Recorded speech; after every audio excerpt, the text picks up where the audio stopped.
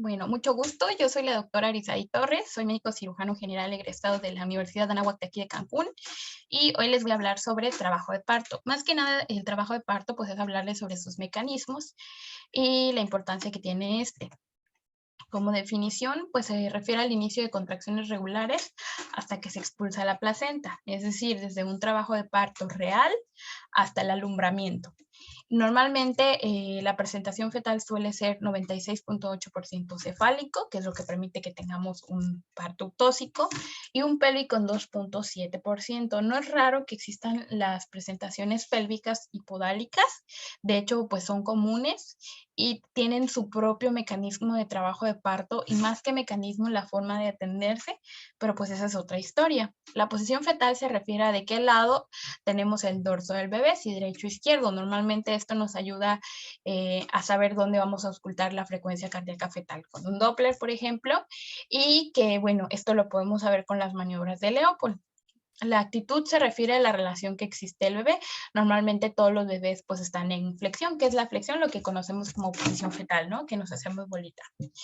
La situación se refiere a la región del eje longitudinal entre la mamá y el feto. Por ejemplo, longitudinal pues es que el bebé esté en una línea vertical, transversa, que quiere decir que esté en una línea horizontal o en lo contrario a la mamá, y oblicuo pues es que esté como en tipo diagonal.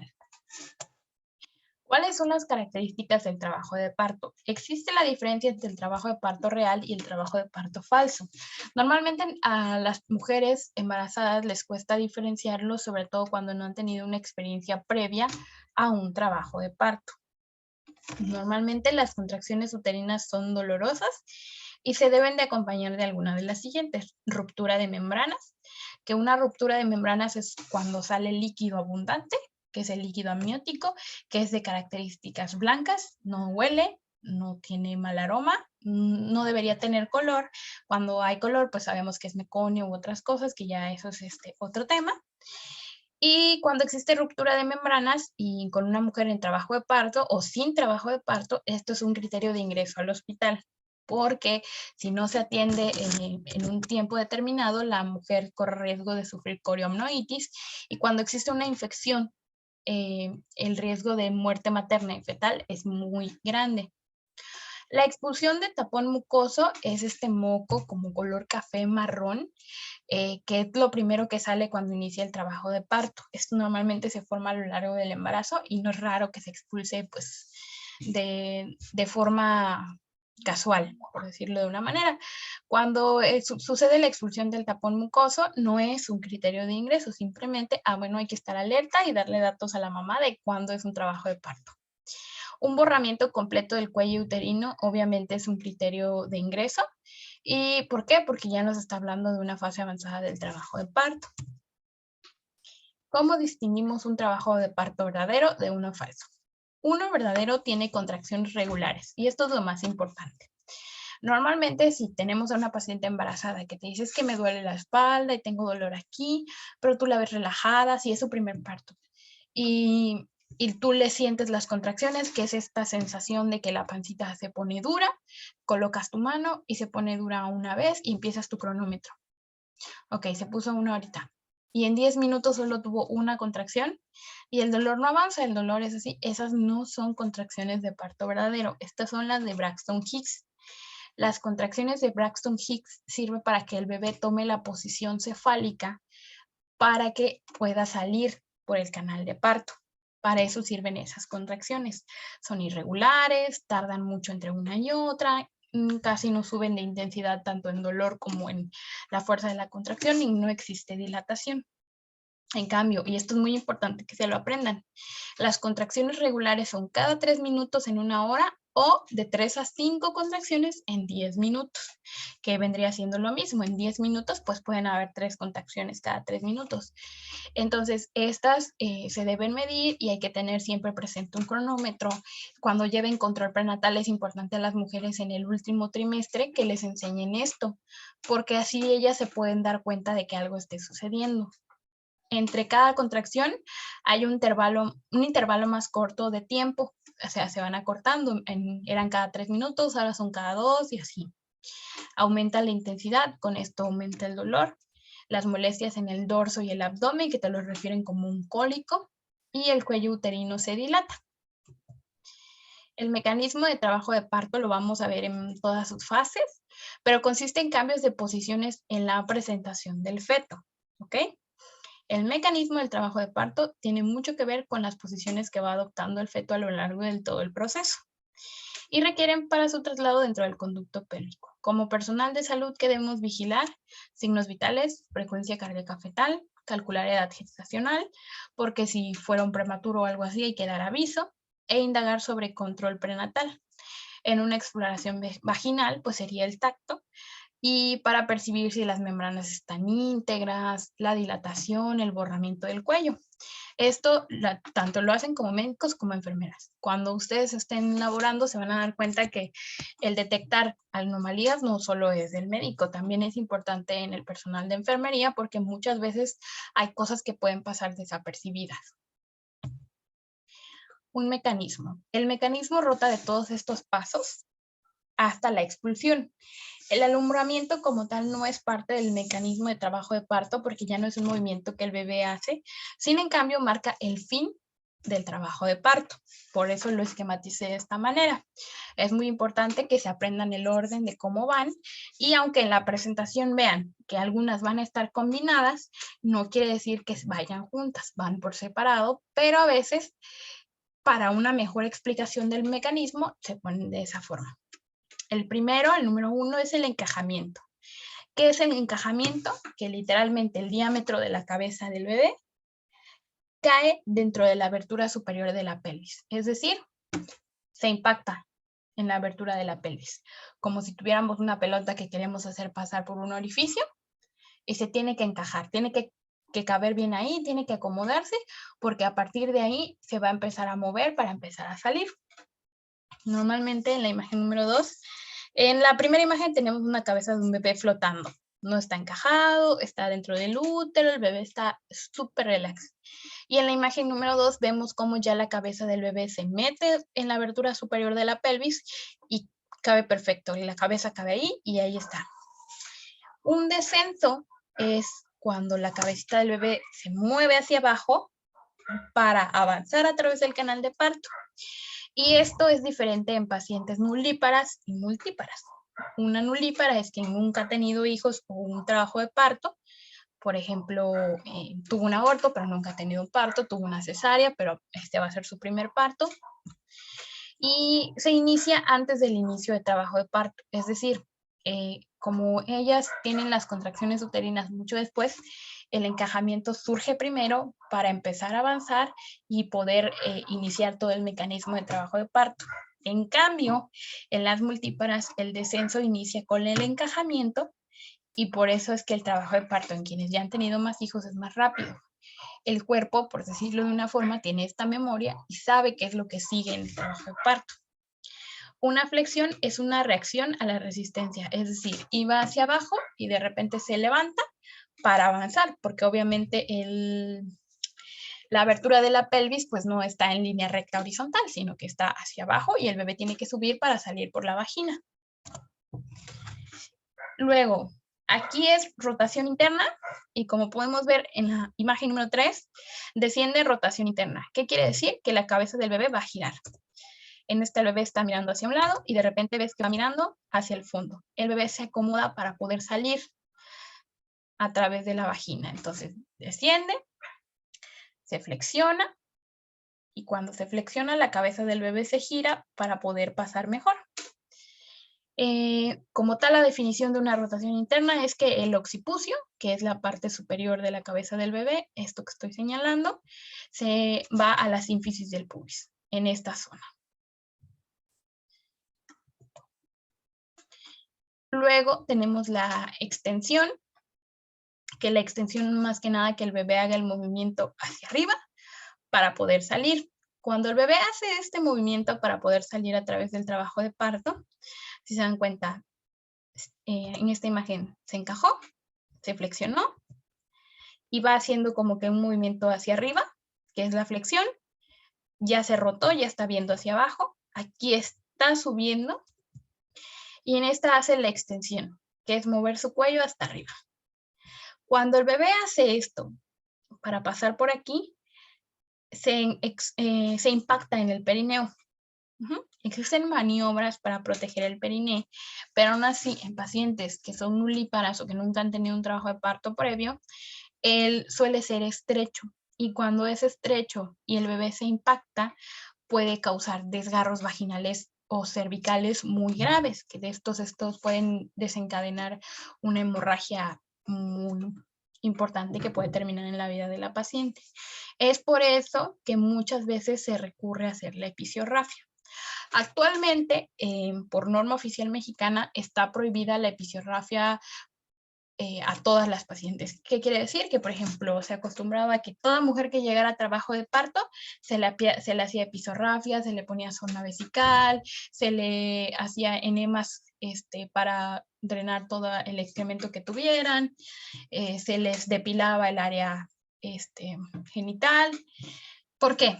Porque pues querían como la menor contaminación y que todo el trabajo de parto fuera más limpio. Con el paso del tiempo, esto se observó que pues es violencia obstétrica porque no es algo necesario para llevar a cabo el trabajo de parto de una forma más limpia.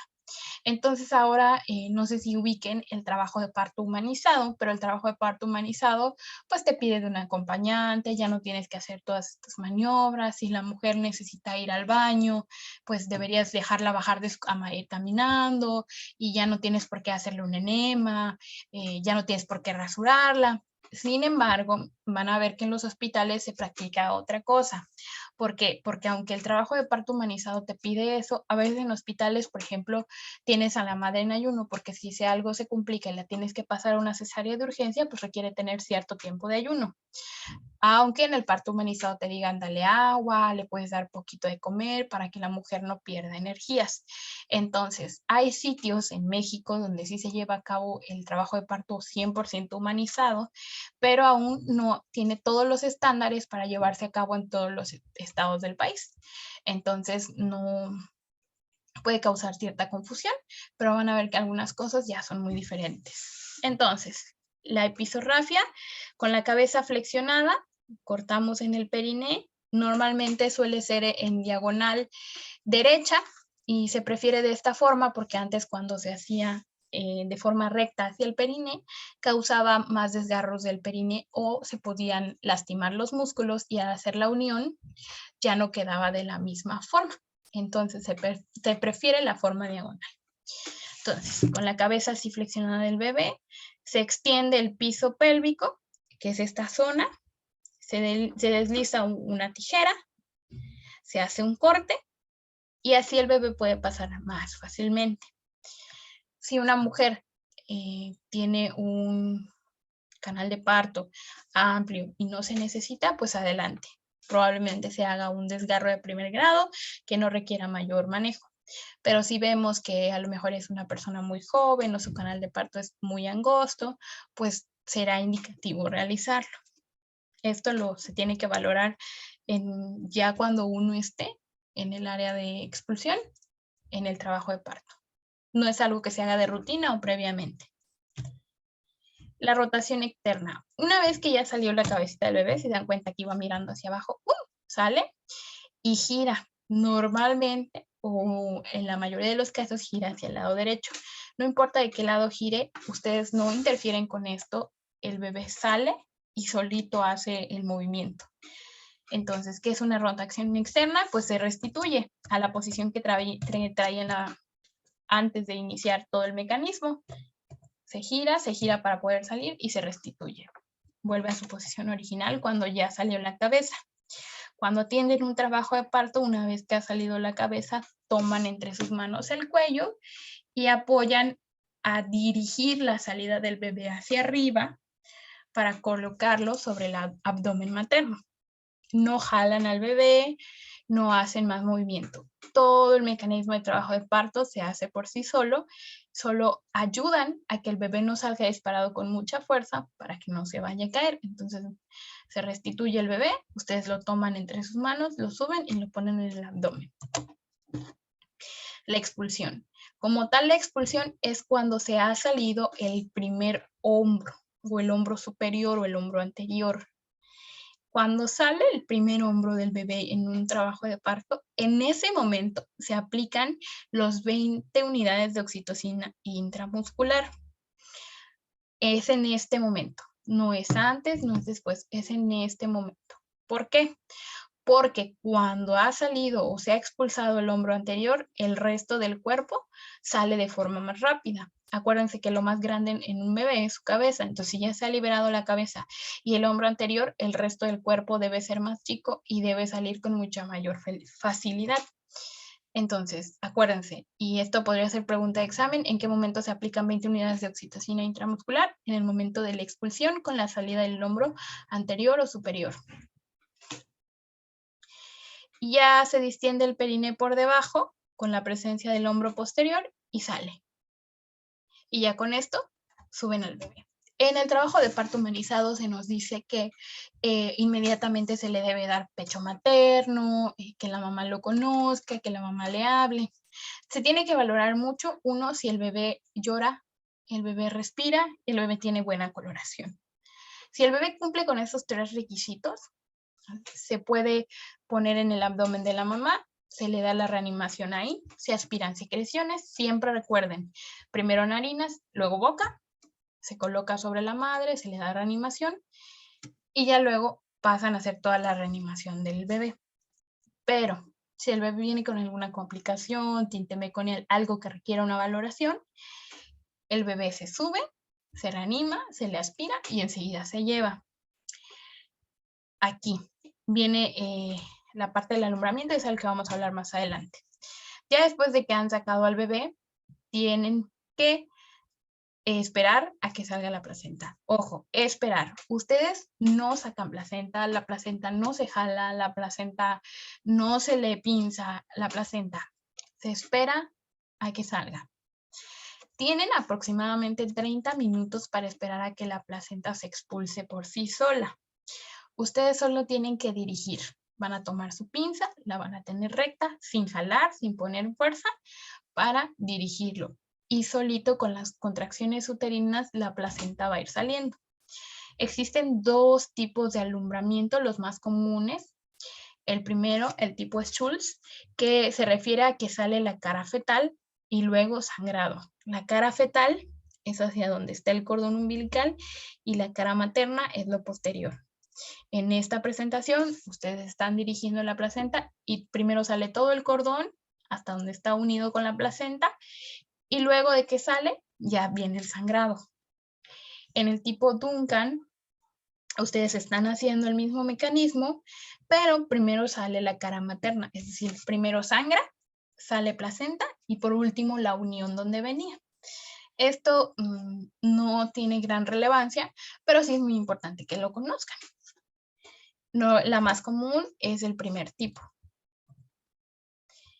Muy bien. Ya vimos el mecanismo de trabajo de parto, que es cómo el bebé se mueve para salir. Ahora vamos a ver las fases del trabajo de parto y los tiempos. ¿Por qué son importantes los tiempos? Porque cuando existe alguna complicación lo podemos ver en el partograma. Saber el tiempo en el que han transcurrido estas fases nos permiten leer de forma más fácil un partograma.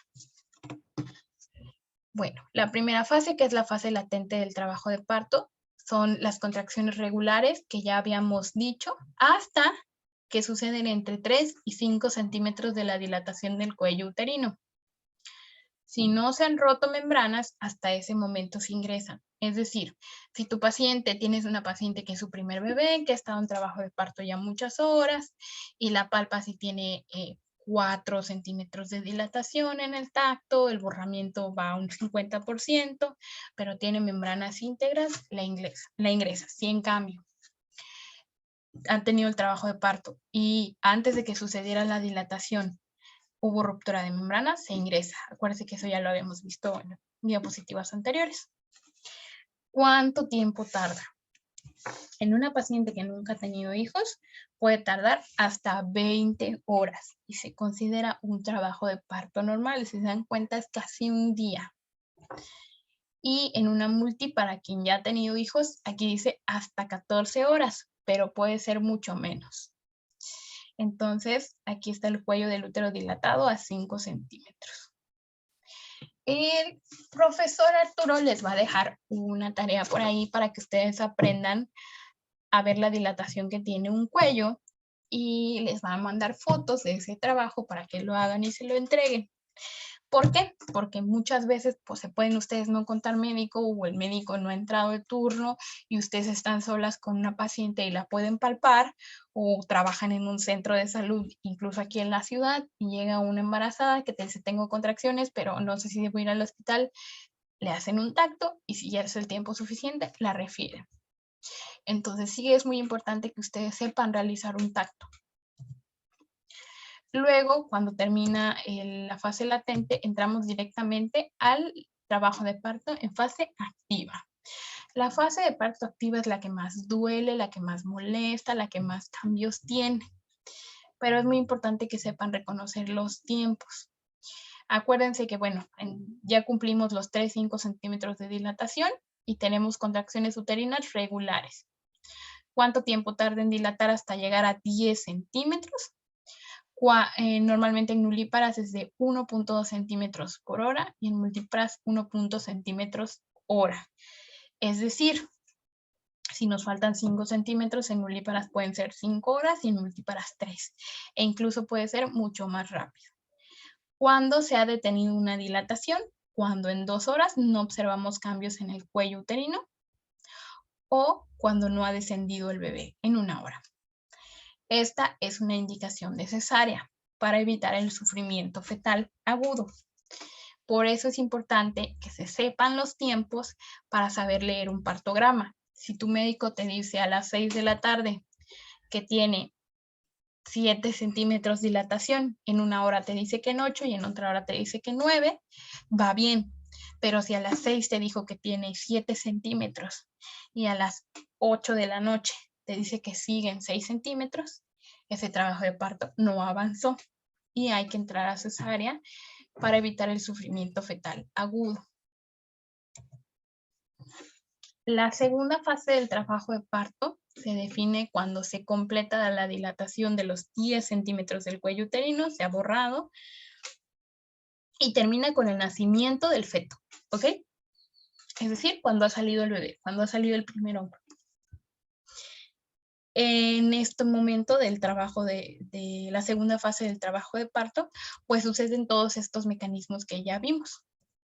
Por eso la importancia de saber cómo son los movimientos del bebé. Entonces, sale el hombro anterior y hasta ahí, hasta la salida del feto. ¿Cuánto tiempo tarda?